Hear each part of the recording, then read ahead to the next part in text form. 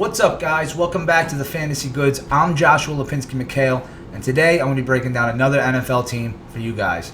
So this time I'm going to go into my New York Giants. I promise I'll be as unbiased as possible. But if you guys could click that like and subscribe button, it don't cost you a thing. It just makes it easier for you guys to find that content that we're dropping for you on the regular. And after the video, if you guys could leave a comment, let me know what you think. Show us some love, give us some criticism, let us know where we could get better. We always appreciate any feedback. Okay, so let's start with an overview of what happened with the Giants last season and this offseason.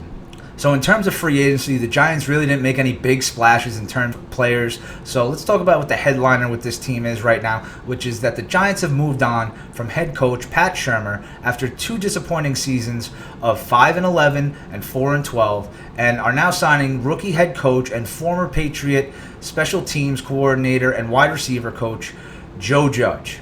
Now, typically, coaches that come off this Bill Belichick coaching tree don't do great as head coaches themselves, but I feel like that narrative is changing. I mean, just look at what Matt Vrabel did with the Tennessee Titans last year, making it all the way to the AFC Championship. And I think Judge can maybe be another successful coach coming off this Belichick coaching tree. I kind of view Judge like John Harbaugh, who's already a successful coach in the NFL right now, who also was a special teams coordinator before he got a head coaching nod. But we'll just have to wait and see what Joe Judge does with this Giants personnel and his own scheme. Next, we're going to see Danny Dimes start a full season without any competition behind him now that Eli Manning is retired. And I think the consistency at that position can really help with the flow of this offense going into this season. Along with the fact that he's going to have all his weapons on the field with him, at least to start the season, which was a luxury he didn't have last year as everybody got nicked up at different times, and the switching back and forth between him and Eli really disrupted and didn't allow him to build a chemistry with all those receivers.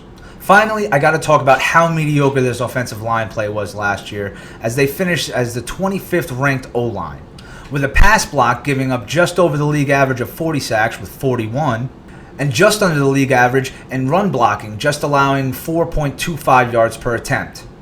But they did make some improvements to the O-line this offseason, so I kind of see them moving up to becoming a middle-of-the-pack blocking group this year.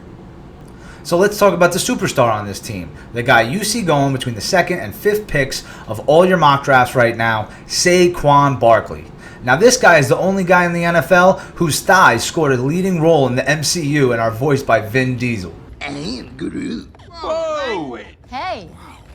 You got some acorns on you, kid. Now, Barkley finished running back 10 last year, putting up just over 1,000 yards rushing, just over 400 yards receiving, and 8 total touchdowns, which is a pretty noticeable decline from his rookie season where he averaged 5 yards a carry, had over 2,000 all-purpose yards, and 15 total touchdowns. But look, I'm going to attribute last year's drop-off to 3 things. 1, he was injured. If you're not on the field, you're not going to play, and he was injured and missed 3 games. 2, the switching back and forth between the quarterbacks absolutely threw off the flow of this offense last year, and these two quarterbacks are so different. They just couldn't get in a rhythm. You know, you start the season with Eli, then you let Danny Jones get the start, then Jones gets hurt, insert Eli again, and then finish the season off with Danny Jones starting. I understand some of the switches were unavoidable, especially when Jones was injured. But between the switching back and forth and all the injuries they had last year, it just didn't allow this team to ever get on track. And 3, like I mentioned before, was how poor this O-line play was last year. But I find Saquon's success, even though all these factors were working against him last year, really promising, especially since all these issues were addressed this offseason. Saquon is healthy, Danny Jones is the unchallenged starter, and they made improvements to this O-line, adding a stud in rookie right tackle Andrew Thomas with the 4th pick overall in the draft, and adding some more depth by drafting rookie lineman Lemieux in the 3rd round, and also going out into free agency and adding veteran versatile lineman Cam Fleming.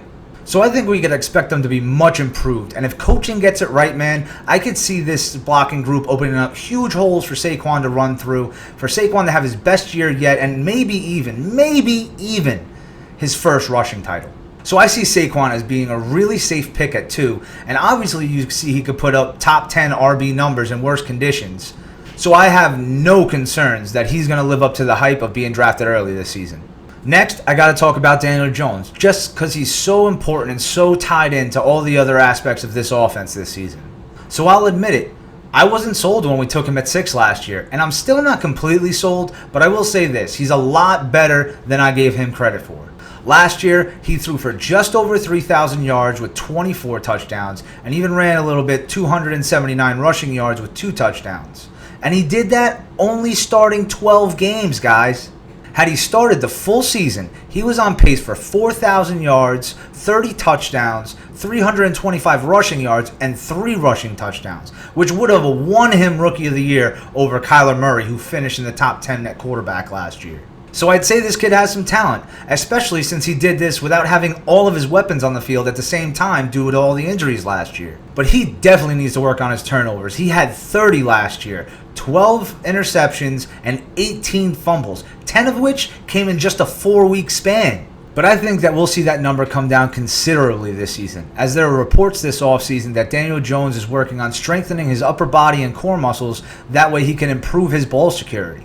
So I see Jones being no worse than the quarterback 15 he's being drafted as right now, and absolutely see a possibility of him even cracking the top 12 quarterbacks this season. And I'm still seeing him on boards late in the draft. So I'd love to take a flyer on this kid in the 12th or 13th round, especially if you don't love your quarterback or if you're looking to put a little, trade bait on your bench. I think he's perfect for that kind of scenario for you, a guy that you could bench and see what he becomes for the season. But 2020 is definitely the year that we'll find out if Danny Dimes is a dime piece or just some spare change. Spare some change? Leave me alone, I don't have any change! Now that we got a feel for our quarterback, we got to talk about receiving options for this team. And number 1 for the Giants would have to be Evan Engram. Now, when this guy's healthy, he's a top 5 tight end talent. But that's the key phrase, when he's healthy, which isn't often.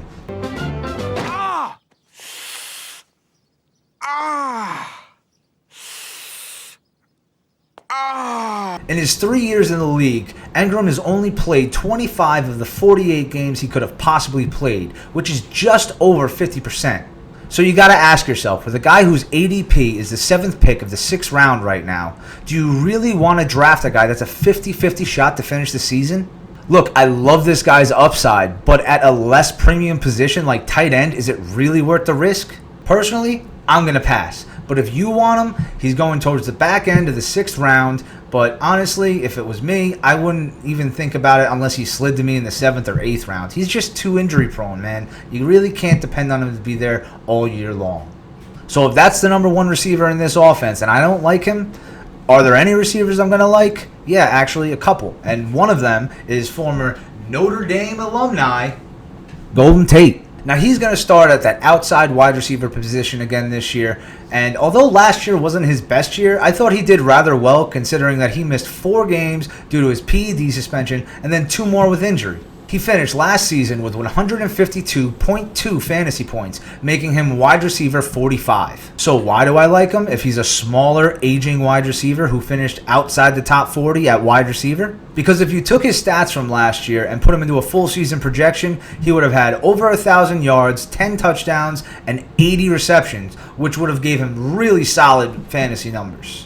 Because if you put last year's stats into a full season projection, he would have had just over 1,000 yards, 10 touchdowns, and 80 receptions, which would have given him really solid fantasy numbers, which we know that he's capable of.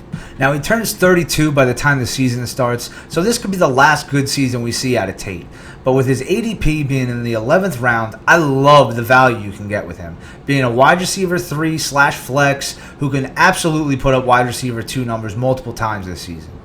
Now, the next guy you think of in this receiving core has to be Sterling Shepard. Now, I know people have been pretty high on him the last couple seasons, and he is a very good PPR option. In his 2 seasons where he completed 16 games, he was targeted over 100 times. And in the other 2 seasons where he missed 6 games each year due to injury, he was still targeted 80 times.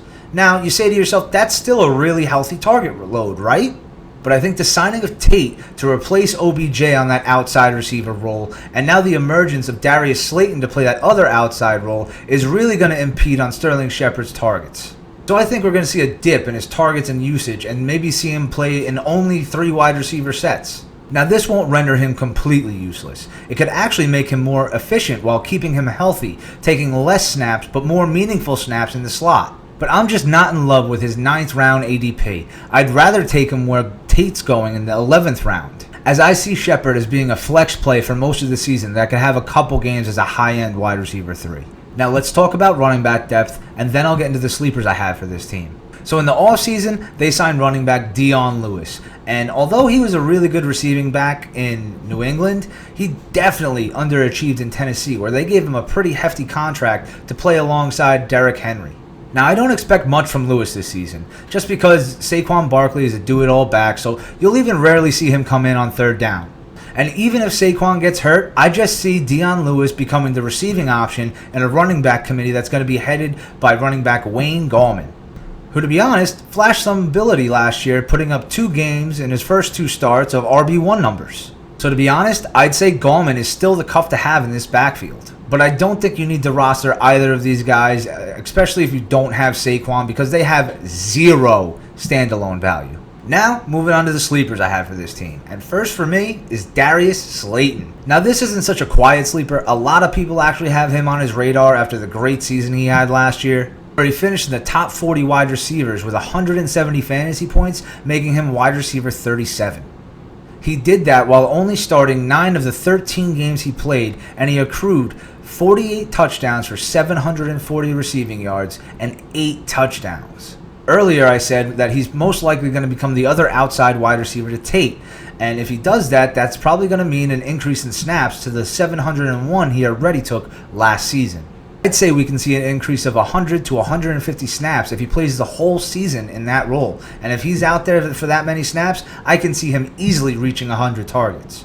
Now, I'm going to make a rough prediction here. I could definitely see Slayton putting up stats like 1,150 yards with 7 receiving touchdowns and, let's say, 74 receptions, or somewhere in that ballpark. But he was the most targeted receiver by Daniel Jones last year, so obviously these guys have developed a rapport, and I think we're going to see both of them benefit from it this season. Slayton has an ADP of the 6th pick in the 9th round right now, but I see him as a solid wide receiver 3 who can put up high-end wide receiver 2 numbers multiple times this season. So if he's sitting there for you in the 9th, I'd love to grab him, but I wouldn't judge you either for reaching as far as the middle of the 8th round to get him if you really want to seal up that wide receiver position. My next sleeper is more of a position than it is an actual player, but it's going to be whoever's the second string tight end in this offense. Going back to what I said earlier, Engram is really a 50-50 shot on finishing the season, and that's a real concern. So the Giants have rostered a couple really big athletes to put some depth at this position. One of which is Levine Toilolo, who actually really hasn't ever been really impressive in his career. His best season being 2018 on the Detroit Lions, where he caught 21 of his 24 targets for 264 yards and just 1 touchdown.